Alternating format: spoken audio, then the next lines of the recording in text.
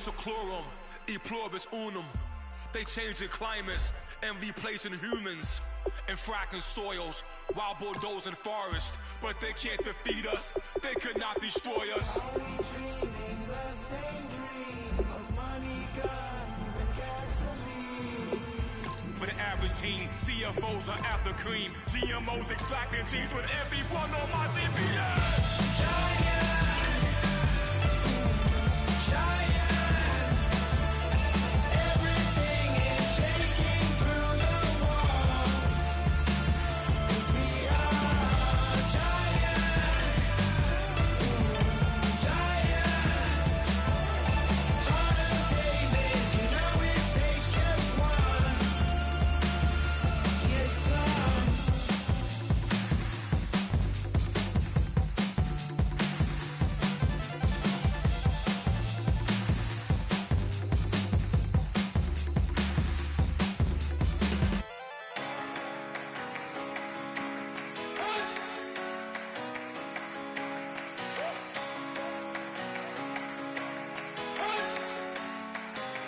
You better not be the one to doubt us, 'cause we've been putting in the hours. Hello, everybody. I'm Larry Ridley, and this is the NFL on EA Sports. Okay, Larry, thank you. We are just off I-95 at the home of the Eagles, Lincoln Financial Field on the south side of Philadelphia. Today, the opener of the 2016 NFL season between the Cleveland Browns and the Philadelphia Eagles. And good starting field position. He'll get this one all the way up to about the 35-yard line.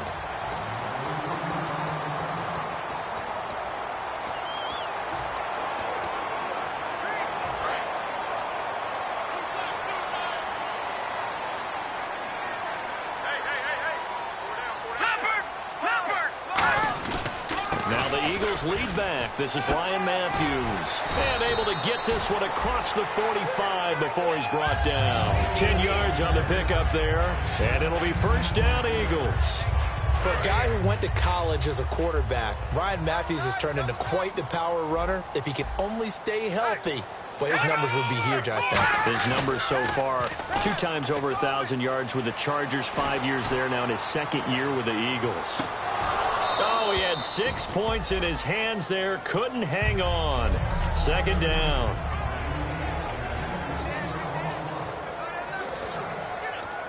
Second down now after the incompletion.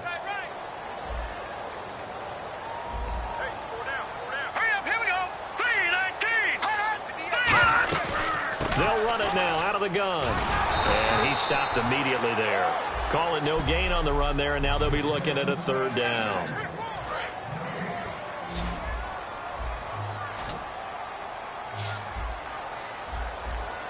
So the D-line's going to spread out.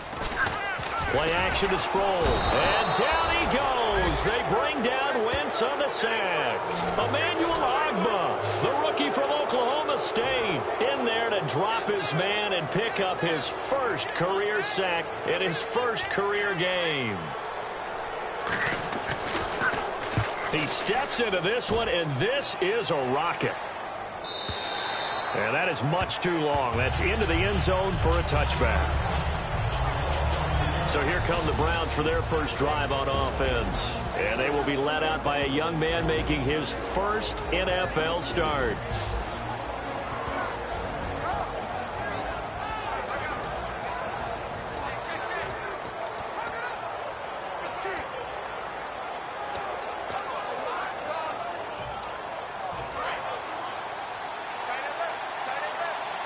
They'll come up now in the Wildcat package.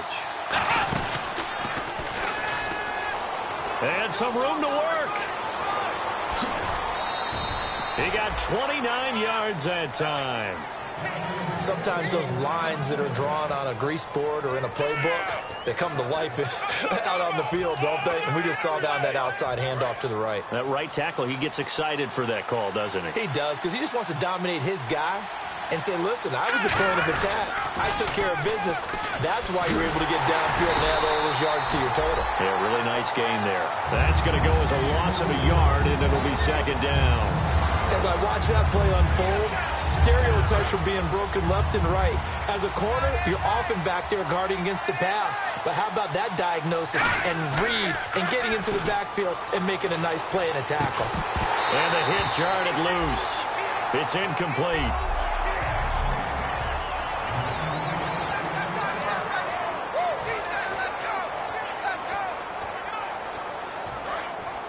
Looks like the defense in press coverage here.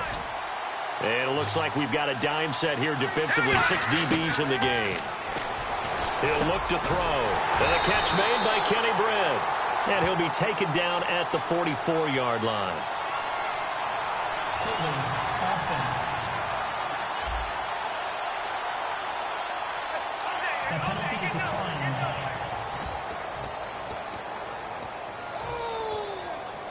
Well, the offense is not leaving the field. They're going to stay out and go for it on 4th and 3. They'll set up a throw. A hit as he throws, and this is going to be incomplete. The Browns unable to move the chains on 4th down. And the Eagles defense able to hold.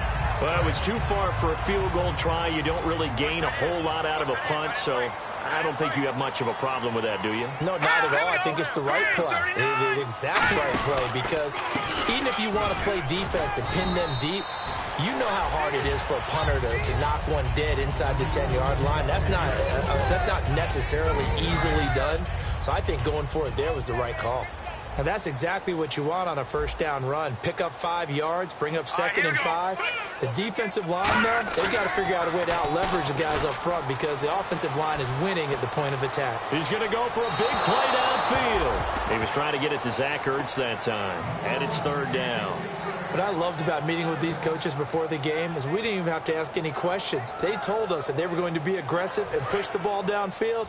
They weren't successful on that play, but look for them to try it again later. From the gun on 3rd down, wins. And he connects with Ertz. And he goes down, but not before getting this inside the 25. A really good pickup of 28 yards. Well, clearly one of his advantages as a passer is his height. Sit back in the pocket, fired over the middle. That makes things tougher defensively, doesn't it? It really does, because your goal is to move the quarterback off his initial spot when he gets his drop back completed. But when you have that type of height, he can stay in there if he's willing to take the hits and just fire over the top, which saves him time and actually completes a play a little bit quicker than it normally does for a quarterback who has to slide and find open space to throw.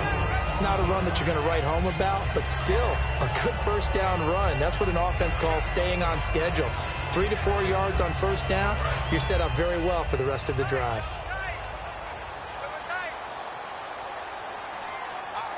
And an encroachment penalty here will cost them 5 yards. And it makes it so simple, doesn't it? An easy free 5 yards for the offense given to them by the defense. Just 1 yard to go here on 2nd down. They isolate Jeffrey to the left side. Let's go! On 2nd down here, and he's going to be taken down, sacked back around the 18-yard line. Jamie Collins in there to drop him with his 1st sack of 2016. Well, the beauty of screen passes is they take a little time to develop, and they can often hit big, but sometimes they take too long to develop, and sometimes you get sacked. Yeah, what's perfectly called for a defense to attack a screen? Typically a blitz, and even though people think that the screen operates against the blitz, if you have the blitz called and you still cover the screen, now that allows your blitzers to get there. The goal of every offense is to move the chains, pick up 1st down. And the coach has decided to challenge this play. He has tossed down the red flag.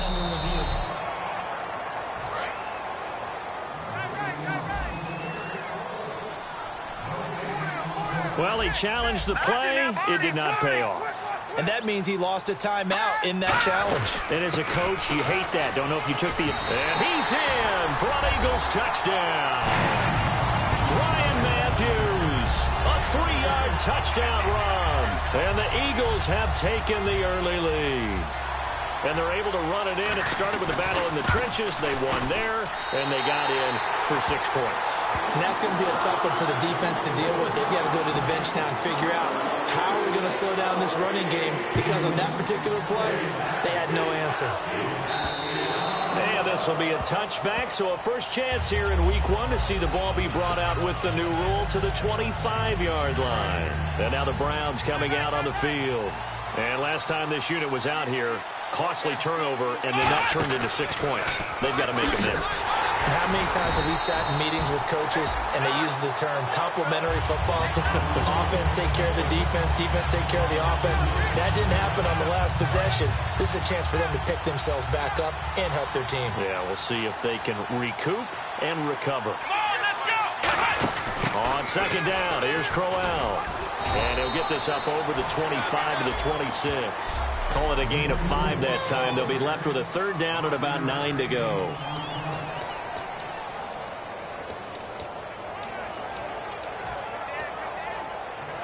Still 9 yards to go on third down.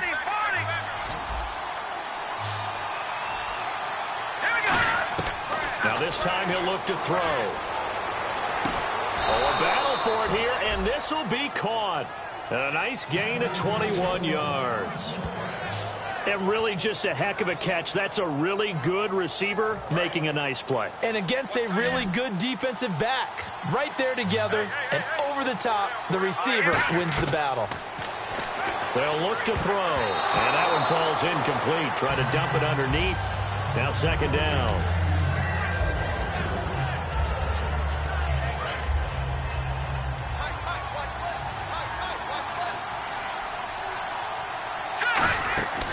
And second and 10, he'll look to throw again. And here's the first NFL catch for Corey Coleman. That catch good for 5. It's third down. And just a small glimpse there as to why they like this rookie so much. And that's why they lit up a little bit in our meetings with the coaching staff. Yeah, when we talked about him, they did. Yeah, they like his work ethic. You know, this guy's running every route well in the route tree and getting better at it all the time. Really honing his game. They expect a pretty good jump out of him as things continue to move on. As tight ends go, he might not provide the super flashy plays very often, but he's pretty reliable. Usually an excellent target, and normally catches what's thrown to him, but he didn't on that. And he will have a first down as they get him to the defense off balance. And it wasn't just them telling us. We got to watch them practice it and work on it, because they've been trying to fine-tune it and get it right before this game, and I think they have to be happy with the result. Back with Charles Davis, I'm Brandon Gaudin. The Browns with a football to begin quarter number 2. And they're on the move here. They've got it 1st and 10. Back to throw again. Looking for Brett, intercepted. It's the linebacker, Michael Kendricks. And he's able to get it back here to the 43-yard line. It's his first career game, and now he has thrown his first career interception. So let's face it, that's very simply his welcome to the NFL moment, isn't it? Get it out of the way, right? Get it out of the way, and he hopes it'll be the last for this game and not too many in his career. They begin the drive with Ryan Matthews. And he'll only get a yard, maybe 2, up to the 46. It's the Pro Bowler Jamie Collins that makes the stop. We always like to talk about defense in terms of levels. First level defensive line, second level linebackers, third level defensive backs. On that run, that was what we call a first-level run, and it was stopped by a second-level player. On second down, Ryan Matthews. He'll get 3 up to midfield. Brought down that time by Christian Kirksey. Tough day, tough sledding right there, and it's been that way the entire game. Not a whole lot of room to ramble for him. Yeah, you're right. It's been that way all afternoon. Didn't get a whole lot better there. From midfield, here's Wentz. Ertz has it left side. And he's able to take it across midfield before going out of bounds. Oftentimes we think of those tough yards as grinding yards that a running back has to pick up. How about the tight end there picking up the first down in that situation? That's what he's there for, right? Big fella, get it to him, let him fight off some people and pick up the necessary yardage. They'll come out in the pistol. They'll give it to him right up the gut. And he's brought down. A nice pick up there, 10 yards, and it'll move the sticks. Absolutely love the run right there. This guy's known for his quickness, but also for his speed. And he's able to get to the second level almost before you blink if you give him any type of blocking. Always talk about slot receivers, and they're usually known as quicker than fast. In this case, we've got a guy who's quick and fast, and he used it to great advantage. Give him 3 on first down. It'll set up a 2nd and 7. Some of the most unselfish players on any football team, defensive tackles, because we ask them to just eat up blocks and allow other people to make tackles. But when he can make a play himself, as we just saw there, that's a big day.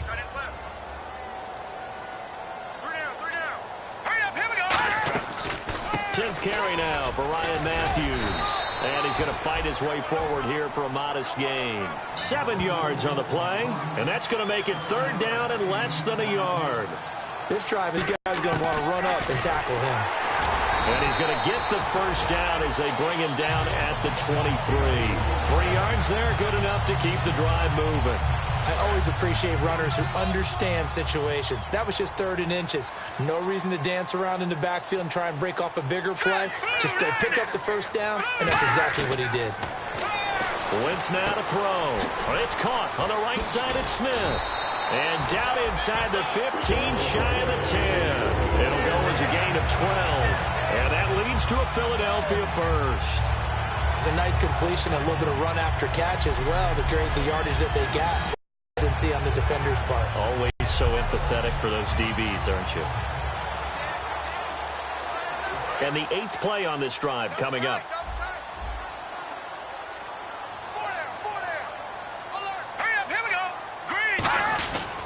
A handoff left. It's Ryan Matthews. And he'll fight his way down inside the 10 to the 9-yard line. 3 yards on the pickup there, and it'll be 2nd down. Well, so many times we look at a short run and we praise the offense for trying to set the tempo and establish things. But the defensive guys, hey, they just won the battle there. It wasn't a big run given up. They don't always have to absorb the body blows. Sometimes they dish them out themselves. It'll go as a gain of 7 on the play, and it sets up a 3rd and inches situation. And that looked like some pretty easy yardage there right up the gut. And he's a guy that has some height to him. So when you don't have to drop a shoulder or create or get through contact or trash, makes it a lot easier to stay upright, see the field, and make a run as we just saw there. Now it's the all-purpose back. This is Darren Sproles. It's a loss of a full 3 yards, and it brings up 4th down. So 3rd and inches, trying to pick it up the middle. He had nowhere to go, tackled for a loss. And you know how we talk about double A-gap pressure, meaning linebackers going in the gap between the center and the guard on either side? Well, it's not always to get to the passer. Sometimes you do that to prevent a running play. Worked pretty well in that situation.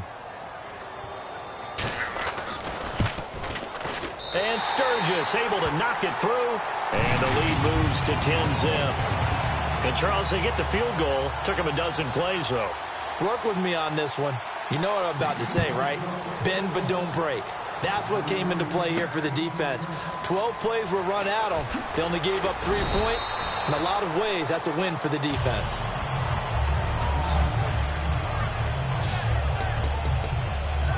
Heading out as the Cleveland offense now as they get set to take over here. Looked like they had something going last drive.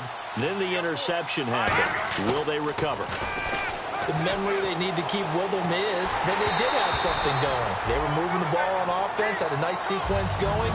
Don't worry about the other part. You can't get that back. Let's go back to what you were doing well before. I thought you were going to say they need to have no memory, but remember the good parts, forget the bad. I like that even better.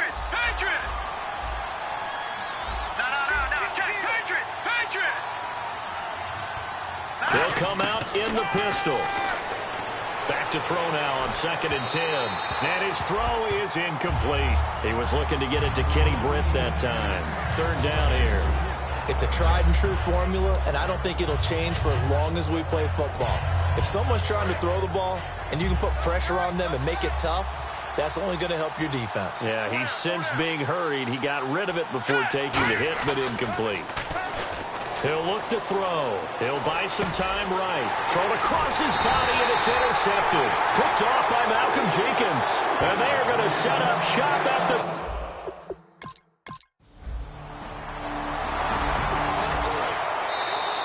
2 minutes to play here in the first half. We'll come back to Philadelphia after this.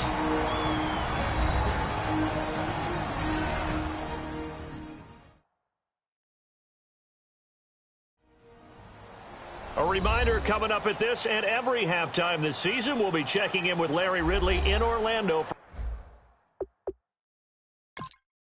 highlights and analysis of our first half. Here we go. Green 39.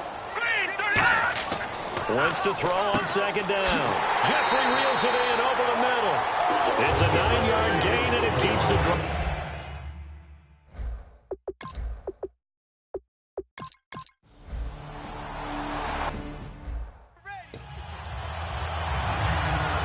And now Cleveland geared up to take the field. And following the interception, we'll see what they can put together on this drive. I hear my old college coach right now. He always used to tell us before every game, the team making the fewest mistakes will win. What they're hoping is that that last mistake is their only one of the game. Coaches, that's all they talk about, turnovers, right? Minimizing those and maximizing opportunities. And the offense behind the chains here, a touch on 2nd and 11. And again here, we'll see the Wildcat. And some room to roam now. And now the Eagles going to signal for a timeout. It's just their first, so they'll have 2 remaining here before we get to halftime. And the offense needs 7 out of this play on 3rd down. 1 receiver left, 2 to the right. Now this time he'll look to throw. Going up top. Well, this is taken in. It's complete. An excellent pickup of 34 yards. And quickly they get to the line. Back to throw now on 1st down. Gets it to Gordon. And brought down, but not before they're inside the 25.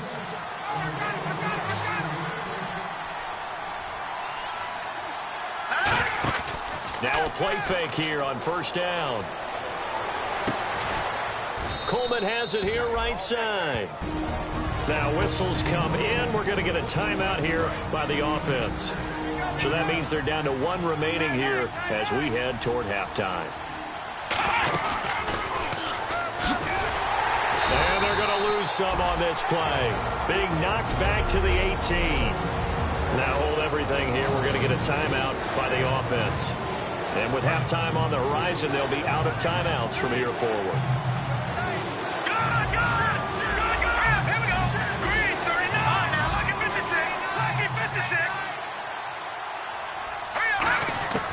On 3rd down, he'll drop to throw. And that is incomplete. So 17 seconds now on the clock here. We know it's not an easy job to go out and catch passes when people are trying to tackle you and knock the ball away. But the bottom line is, that's a pass he's got to have and a pass he should have caught. And Parkey's kick is good. And they're on the board at least here. It's now 17.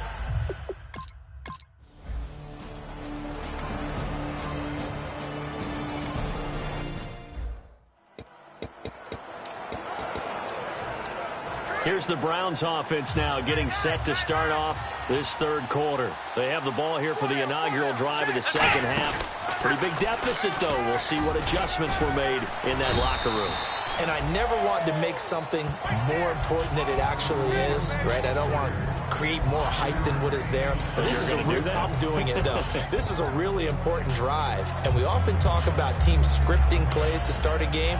A lot of them script to start the 2nd half, too.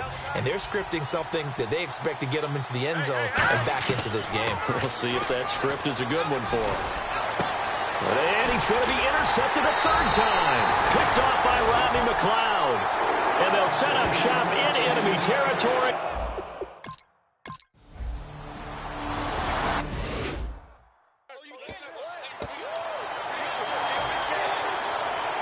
And now Cleveland geared up to take the field. And following the interception, just any interception, are you a little bit more cautious when you start that next drive, or no, you just throw that out the window?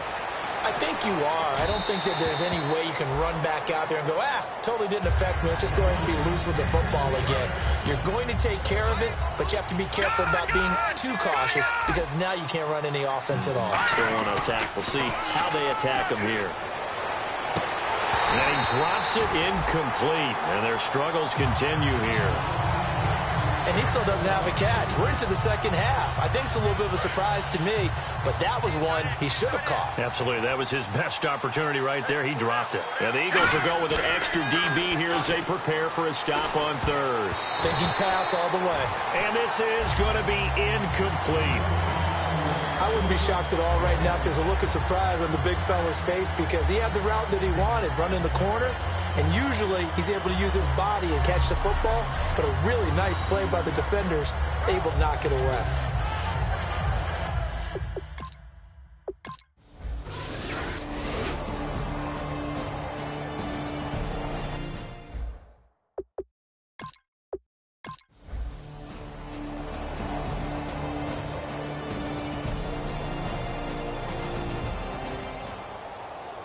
And partner, this first...